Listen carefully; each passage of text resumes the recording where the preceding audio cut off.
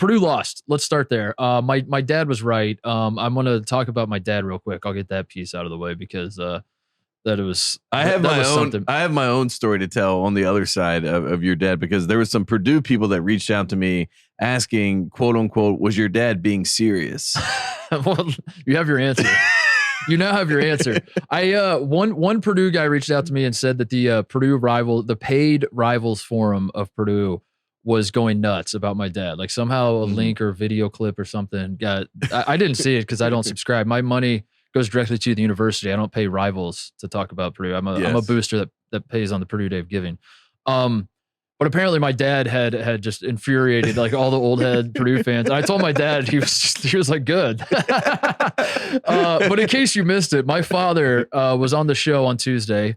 He is 1980 class of 1980 from Indiana University. He's a Purdue hater. And I had him on the show just basically because, number one, I love the man dearly. And verified Purdue hater, by the way. Yes, verified Purdue hater. But I wanted him to I just wanted to see how not mad he was. That was the theme. I was like, Dad, how mad are you? And as he said over and over, he was not mad at all. He made that very clear to everybody. Yeah, He's definitely not upset. No. And the entire time we were talking to him, I was cackling laughing because I was we both were. This is absurd. I was guilty by association. Yes. I couldn't help.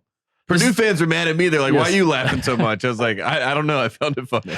This man is absurd. This man is talking about the 2 points he made were, if the AP pollsters are so smart, then why have they been wrong twice already on who's number one? Good point. Which I was like, that's a pretty good point. Fair point. And number 2, he said Purdue hasn't even played a road game, and USC, who has played 3 road games already, should be ranked number 1 because they are 3-0 on the road. And Purdue hasn't played a true road game. So he was going with the Graham Couch. Shout out to Graham Couch. The Graham Couch AP voter Graham Couch. Yeah, the train of thought that he used when he didn't rank Duke and the Zion, RJ Barrett. We respect.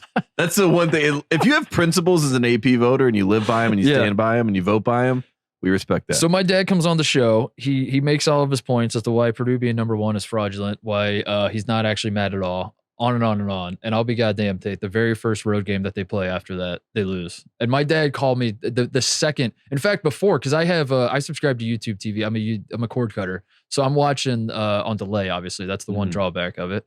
And my dad is FaceTiming me as Ron Harper is catching the ball to dribble up the court. And I just see the FaceTime coming in. And I'm like, what the heck is this? And as I hit accept, as I'm like watching the thing and I hit accept, the shot is going up, and I as the shot is going in, I have my dad cackling. Like he just answers the phone. I answer the phone. He's just absolutely cackling. And my dad wanted to be clear because I tweeted a picture of him smiling, grinning ear to ear, and he's covered it. He just could not believe what was transpiring.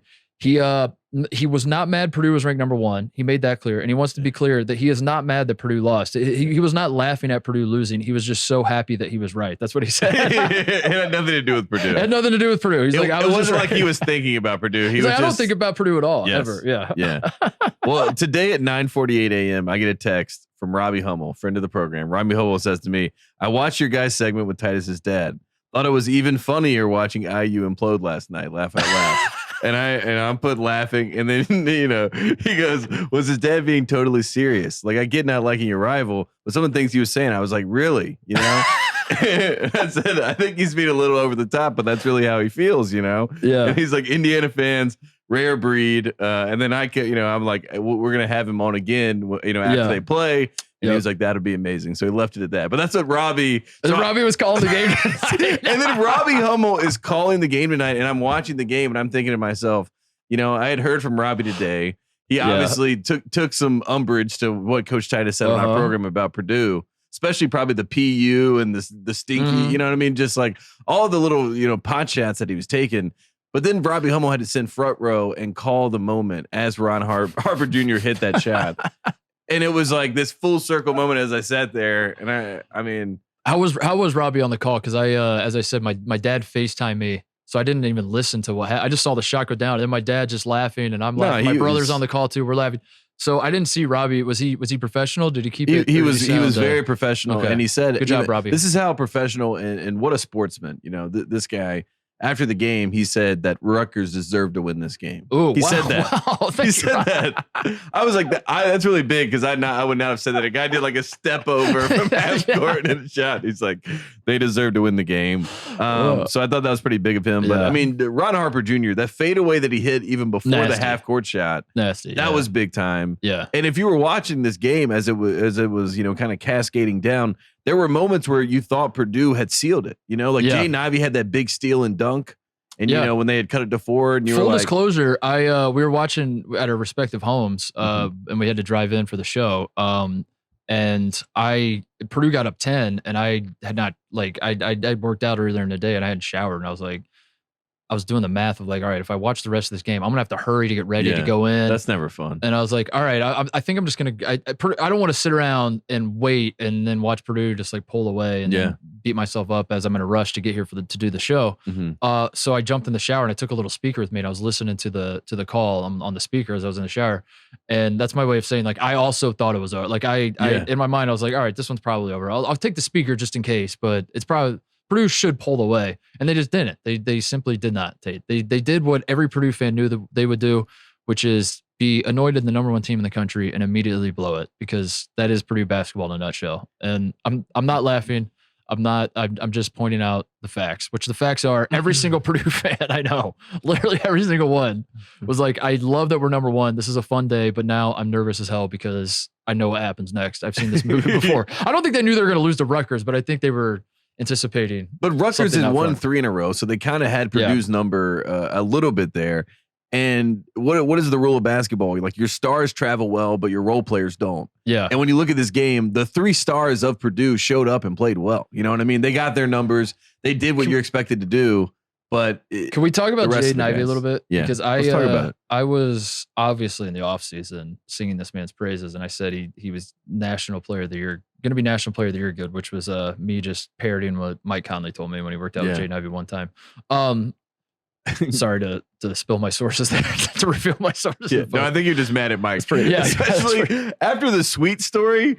Mike, that's true. That's Mike true. Might be setting you up. You know Jim, what I mean? when you were in the suite, did Mike talk about Jaden Ivey to you at all? No, he pretended he didn't know us. Interesting. So Ivey has been otherworldly to start the season. I think it'd be fair to say he's been a first-team All-American caliber player, right? That seems pretty fair. But I think if you've watched a lot of Purdue basketball, I don't know how to phrase it, because you wouldn't say that they have a Jaden Ivey problem, certainly, because we've talked about it before, that like what sets this Purdue team apart is literally just Jaden Ivey. I mean, like they haven't had a player like him ever in the history of that program, except maybe John Wooden in 1932. I've never seen the tape on him. From what I've seen, more athletic. Maybe. I don't know. I haven't seen it. We'll take your word for it.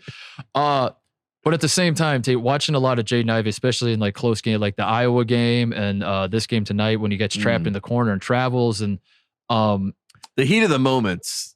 Yeah. I'm not saying he's a choker. I'm not saying. I'm saying that Jaden Ivey sometimes has the Daquan Cook gene, where he doesn't appear to have any idea what the timer score is. He just knows that he's here to ball, and like more often than not, that's awesome. But every so often, especially if I know Purdue fans, like I think I know Purdue fans, which is like, they want to see the bounce passes and the fundamentals and all that. And Jaden Ivey doing a windmill when they're up by 3 on the breakaway tonight. I know there are Purdue fans in my family that were probably mad about that he like made the dunk, but he did a windmill. They were like, just lay it in. That windmill dunk, to me, I thought that was when it was a 4-point game. He gets the steal, and it was a rip steal. You know what I mean? It was kind of like Purdue was on their heels a little bit, and then he has this confident steal, the strip, goes down, throws down the windmill, and I say to myself, oh, I like the confidence of Jaden Ivey right now. But you're right. Immediately after that, it was like back to your regularly scheduled program of we're on our heels and we're concerned. Here's the question. Is it confidence or is it obliviousness? You know what I mean? Yeah. Because I think like all of us watching are like, wow, to be that confident in that moment, that's crazy that he knew that the score was this and the time was this and the moment was this. Well, and my question is, my rebuttal is, what if he didn't know? What if he just saw that there was no one there and he's like, I'm going to windmill it and this will be sick for the gram? I don't know. That's my question moving forward with Purdue. Is I love Jaden Ivey, super talented, but is he the point guard? There's going to be Purdue fans are going to slowly like.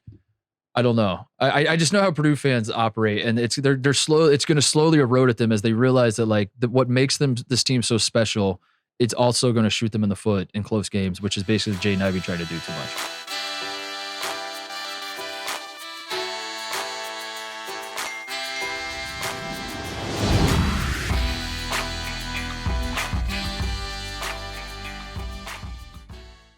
Hey there, thanks for watching Titus and Tate. For the full friend of the program experience, subscribe right below and come join us for all things college basketball. The action is heating up. Come join Titus and Tate.